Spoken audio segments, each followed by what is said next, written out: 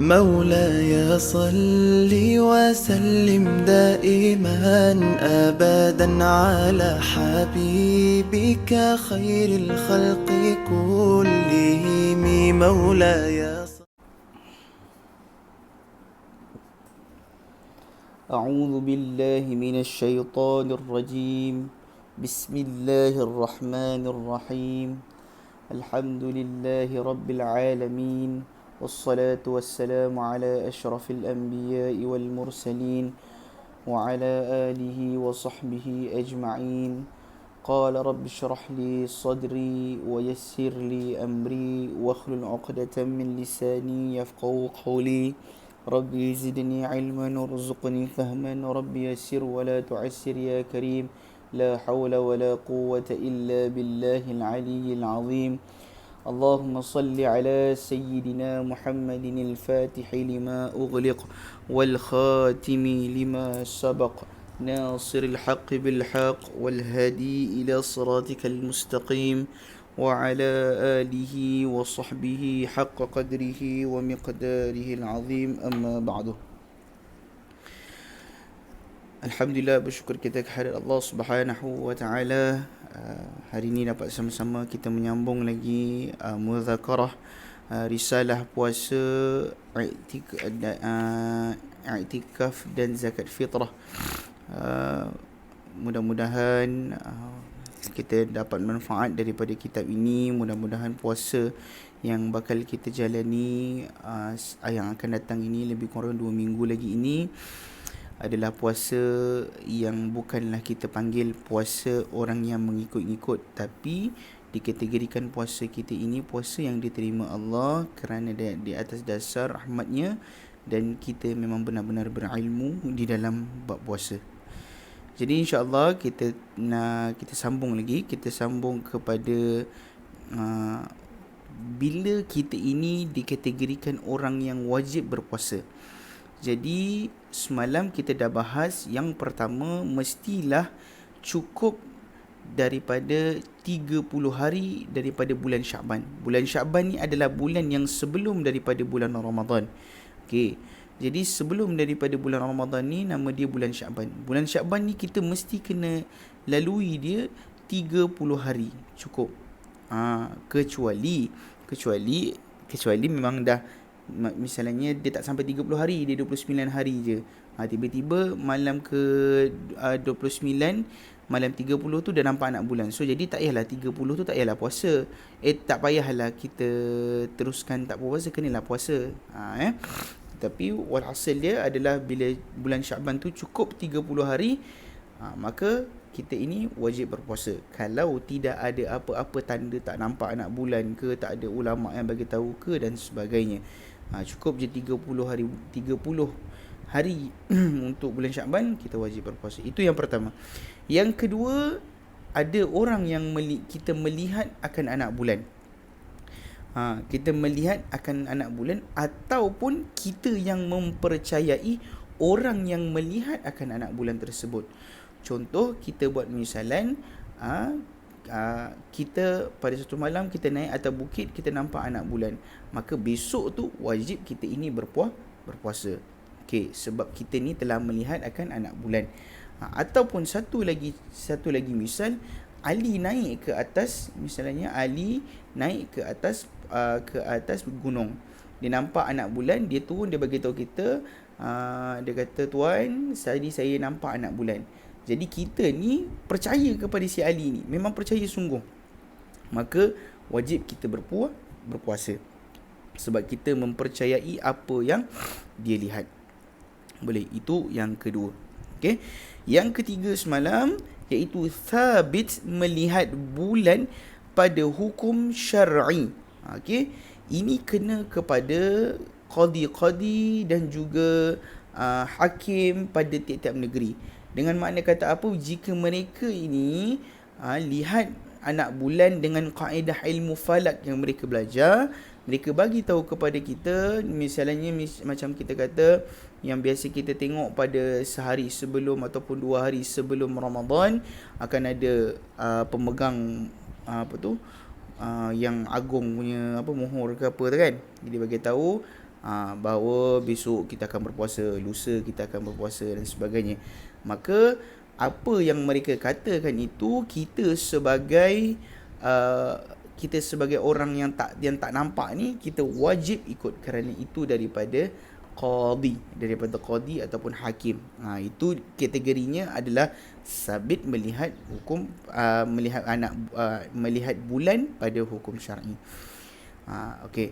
Jadi bila qadi ni dia nampak, qadi ataupun hakim ni dia nampak anak bulan, seterusnya dia mesti kena ada dengan saksi yang adil. Dengan saksi yang adil. Okey. Jadi kita kena lihat. Okey, kita pelan-pelan Sekarang ini seorang qadi qadi, kalau kita negara kita ni kita katakan mufti lah. Okey. Seorang mufti dia melihat anak bulan dengan kaedah falak yang dia belajar. Okey. Bila dia dah nampak, mesti pengakuan tu mesti masa dia tengok tu kena ada saksi. Masa dia nak buat ilmu falak kan, dia tengok guna teropong dan sebagainya, mesti dekat dalam masa dia tengah tengok teropong tu kena ada saksi. Okey. Saksi ni mesti ada syarat dia. Siapa yang boleh jadi saksi? Syarat dia yang pertama sekali mestilah lelaki. Kena mesti ada seorang lelaki, yang kedua merdeka, yang ketiga orang yang waras. Kena ada 3 syarat. Bermaksud, contoh, mufti kita nama dia Mufti, kita panggillah Mufti Selangor. Mufti Selangor sekarang ni berada di atas gunung dengan membawa peralatan-peralatan untuk kaedah falak ni adalah nak melihat anak bulan. Jadi dia kena bawa juga saksi. Kena ada 2 orang, 3 orang ataupun lebih. Saksi kena bawa 2 atau 3 orang saksi. Jadi setiap daripada contoh, kalau dia bawa 3 orang ni semuanya mesti lelaki, 3 lelaki. Tak boleh ada salah seorang daripada 3 ni perempuan.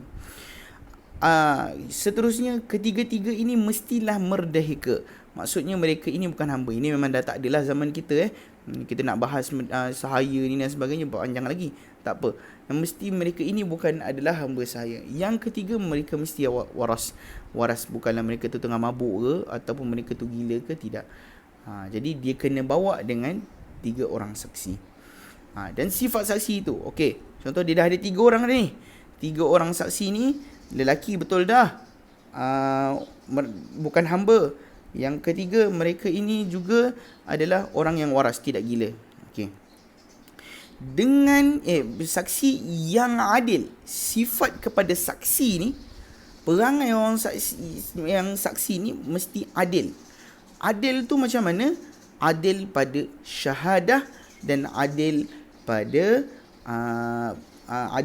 syahadah dan adil pada Allahumma salli ala sayyidina Allahumma salli ala adil pada syahadah satu, dan adil pada pihak pengakuan.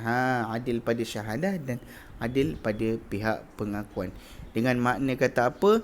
Mestilah ketiga-tiga mereka ini Islam. Betul. Dan mereka ini, ketiga-tiga mereka inilah mestilah bukan orang yang fasik, bukan orang yang selalu buat dosa. Buat yang selalu melazimi dosa kecil, yang tidak bertaubat daripada dosa besar, bukan mereka. Yang ketiga, mestilah mereka ini baligh, ketiga-tiga mereka ni. Boleh. Lepas tu, dan mereka inilah, mestilah mereka ini adalah, ketiga-tiga mereka ini bukan orang yang kita kenal dengan pembohong mereka. Dalam bahasa kata mudah dia lah. Maksudnya bila mereka berkata tu, kita percaya, kita yakin dengan kata-kata mereka tu. Boleh. Jadi yang ketiga ni dia macam susah sikit. Tak susah pun sebenarnya. Kalau nak buat kesimpulan ringkas dia macam mana, adalah apabila keluar dekat TV nanti, kata besok kena puasa, kita kena puasa. Sebab apa? Wajib. Sebab kita ni adalah orang yang tidak melihat akan anak bulan, tetapi kita mengikut kepada mufti ataupun orang yang melihat anak bulan mengikut kaedah syar'i, iaitu kaedah falak. Boleh. Okey, yang tadi 3 saksi tu apa semua tu? Itu untuk yang orang qadi ni, mufti ni tadi, ketika dia nak tengok anak bulan, masa dia nak tengok anak bulan untuk menentukan besok puasa ataupun tidak, dia kena bawa 3 orang saksi, 3 orang sebagai penguat dia, dan ketiga-tiga orang ni mestilah kena adil, kena ada sifat yang ana bagi tahu tadi tu. Itu je dia. Boleh okey, habis itu. Ini apa tu? Sabit melihat bulan pada hukum syar'i dengan saksi yang adil ni pada hak orang yang melihat akan dia, akan tiada melihat akan dia. Ini pada kita lah. Kita orang yang tak lihat anak bulan. Maksudnya kita pun tak tahu dah cukup 3 bulan tahun ni 30 ke 29, kita pun tak tahu. Kita pun tak tahu nak kira bulan Syaban, sebab kita tahu Januari, Februari, Mac, April je, tak tahu. Macam ni kita nak tengok anak, ada orang bagi tahu tak besok puasa ke, dia nampak anak bulan ke, tak ada pun orang nak bagi tahu tu. Tapi ada dekat TV bagi tahu yang bahawa mufti kita telah pergi ke satu tempat untuk melihat anak bulan, dah lihat anak bulan kena teropong, mengikut kaedah falak yang betul, dan ada 3 orang saksi, mereka ni telah nampak anak bulan. Maka bila mention tu, lepas tu mufti ni kata besok kena puasa, maka kita wajib puasa.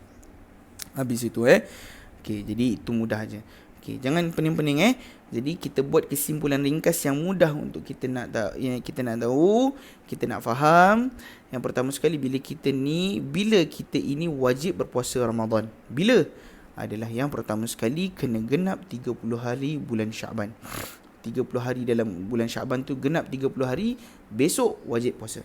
Satu. Yang kedua, kita melihat sendiri anak bulan. Kita pergi naik gunung, kita nampak anak bulan, tiba-tiba Allah bukakan kita dapat melihat anak bulan, maka besok wajib kita ini puasa. Okey. Yang ketiga, bila ada qadi ataupun hakim telah memberitahu kepada kita bahawa dia telah melihat anak bulan dengan kaedah falak yang betul, dengan kaedah yang dia belajar melihat anak bulan, lalu ditahqiqkan ataupun dikuatkan oleh 3 orang saksi yang adil, maka besok tu wajib kita berpuasa Ramadan. Itu kesimpulan ringkas dia lah. Boleh. Okey. Seterusnya, bila lagi, macam mana kita nak tahu besok ni kita wajib berpuasa? Ataupun misalnya qadi pun tak ada bagi tahu, ataupun kita lihat pun memang kita ni tak nampak, rabun tak nampak pula, ataupun kita ni tak tahu macam mana genap 30 hari bulan Syaban, atau alamat ataupun tanda atas masuk bulan Ramadan. Tanda ni seperti ia melihat akan kondil yang dipasangkan dia pada menara. Ataupun satu lagi, dah menjadi kebiasaan, misalnya kita kata dekat kampung Jeneram Hili ni lah, anak tinggal kat kampung Jeneram Hili, kan, contoh kampung Jeneram Hili ni. Kampung Jeneram Hili ni kebiasaan dia, kalau nak tahu besok puasa ke tak, kita tengok ada satu menara, ada kondil. Kondil ni kita panggil lampu lah. Dia macam lampu, anak pun tak pasti. Sebab guru pun dia tidak tahu macam mana nak cakap kondil ni. Dia nak kata pelita pun macam mana dia seperti lampu lah. Jadi bila lampu ni dihidupkan, bila kita nampak, ni lampu ni dihidupkan, mesti besok puasa. Memang biasa, tiap-tiap tahun betul lah. Memang tiap-tiap tahun tu memang berjadi betul lah. Kalau ada je lampu ni hidup dekat menara ni, mesti besok puasa. Jadi kita ni, bila kita nampak je lampu tu, lampu tu hidup, maka wajib kita puasa besok hari. Atau didengarnya seorang akan umpama bakar meriam dan barang sebagainya. Ataupun pada satu negeri tu tiba-tiba dia rajin, dia bukan rajin, dia misalnya macam kita kata Port Dickson kan. Port Dickson adalah tempat tentera, di kamp tentera, antara kamp tentera besar kan. Orang Negeri Sembilan ni tak tahu besok puasa ke tak, tapi memang dah jadi adat pada Negeri Sembilan ni, kalau besok puasa malam sebelum tu mesti diorang akan bakar meriam, meletup-letup 4-5 meriam dia letup kan. Jadi bila kita ni jadi bila orang Negeri Sembilan ni besok puasa ke tak, dekat TV tak ada maklum pun kan, nampak pun tak nampak, tiba-tiba dengar meriam 5 bunyi. Kalau meriam ni mesti besok ni kena puasa. Wajib. So besok tu wajib kita puasa. Tanda-tanda ni dia mesti menjadi adat lah. Maksudnya mesti kena benda tu berlaku lebih daripada 3 kali atau 2 kali, mesti melebihi 2 kali benda tu berlaku sama. Maksudnya tiap-tiap tahun mufti umum je. Tahun ni tahun pertama mufti umum. Besok kita wajib puasa. Meletup meriam tu. Betul lah. Okey. Lepas tu tahun kedua mufti umum sama juga, meletup juga meriam tu. Meletup. Wajib. Kita faham dah. Tahun ketiga mufti meninggal. Yang ganti mufti tak masuk TV pula. Kan kita tahu. Tiba-tiba tak ada siapa yang nak bagi tahu. Kita pun ni bila ni puasa ke tak besok ni kan. Tiba-tiba dengar bunyi meriam. Meletup. Kalau bunyi meriam ni mesti besok puasa. Maka wajib atas kita ni puasa. Boleh. Habis. Daripada barang yang berlaku adat. Kita lihat sikit. Tanda guru bagi adat ni berlaku adat pada negeri itu akan jadi tanda awal masuk satu Ramadan. Menjadi adat lah. Kita baca balik. Daripada barang yang berlaku adat dengan dia barang sekalian amat, seperti hukum melihat akan dia anak bulan. Okey. Jadi begini. Kalau berlaku alamat-alamat ini, misalnya kita kata lampu pasang di menara, ada meriam diletupkan, ataupun tiap-tiap kali kita kata kalau besok nak tahu besok Ramadan ke tak, kampung ni dia akan pasang siren pasang siren 3 jam 2 jam. Maka bila kita tahu alamat tu, alamat ni memang dah biasa berlaku dekat kampung kita ni, maka wajib besok kita berpuasa. Bila kita wajib berpuasa, hukum kita ni sama macam kategori kita ini melihat akan anak bulan. Walaupun sebenarnya pada hakikat kita tak nampak pun anak bulan, tapi kita ni dikategorikan termasuk dalam golongan orang yang melihat anak bulan. Sedangkan kita ni adalah orang yang mengikut kepada tanda adat ataupun kebiasaan adat negeri itu. Bila kalau masuk Ramadan, bunyi meriam ke, pasang pelita ke, itu dia. Boleh okey, jadi itu dia. Ana akan buatkan kesimpulan dia simple je. Dia memang dalam kitab-kitab turah ni sebaiknya kita kena ada kitab, kita kena nampak, kita kena pergi satu-satu. Tapi tak apa, kita sekadar mendengar ni, kita ambil mafhum sahaja pun dah cukup. Kita ambil mafhum supaya kita ni faham. Selepas ni kita ni berpuasa, bila orang tanya dia, kenapa kau puasa hari ni? Kan mufti dah bagi tahu. Kenapa mufti bagi tahu pula? Kan kita ni bila mufti dah bagi tahu, mufti telah melihat anak bulan dengan kaedah falak, dia bawa saksi dia, maka kita ni sebagai rakyat, kita orang bawah dia, kita kena ikut, wajib puasa. Kalau kita sekarang ni bila orang tanya kenapa kau puasa? Kan mufti bagi tahu. Kenapa pula mufti bagi tahu kau kena puasa? Yelah mufti bagi tahulah. Kenapa? Mufti bagi tahu. Balik-balik dia pusing tu, dia tak tahu kenapa dia kena ikut mufti. Dia kena ikut qadi dan sebagainya. Boleh? Jadi kita buat walhasil dia, kesimpulan dia ada beberapa lah.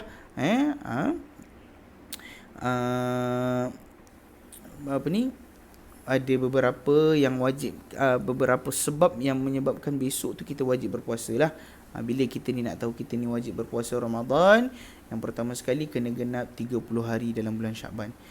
Kiralah bulan Syakban, hari ni dah 1 Syakban, kira 1, 2, 3 sampai 30. Dah sampai ni, hari ni dah 29 dah ni, tapi tak ada orang bagi tahu pun besok puasa ke tak ke. Besok contoh hari ni, hari ni dah 30 dah ni, besok ni kena puasa ke tak ni?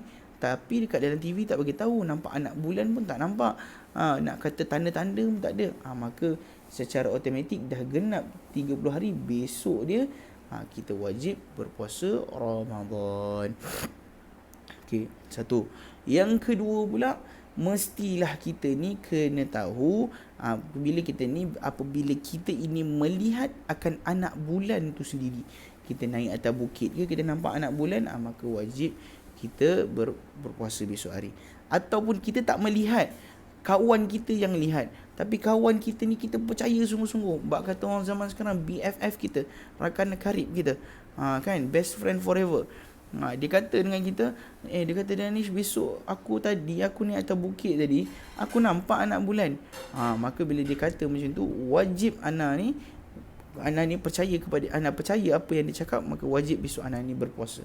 Ataupun ketiga, datangnya mufti membagi tahu, ataupun qadi memberitahu, hakim memberitahu kepada satu negeri, ataupun dia memberitahu bahawa dia telah melihat akan anak bulan dengan kaedah-kaedah falak yang telah dia gunakan beserta dengan saksi yang adil, maka besok wajib juga kita puasa.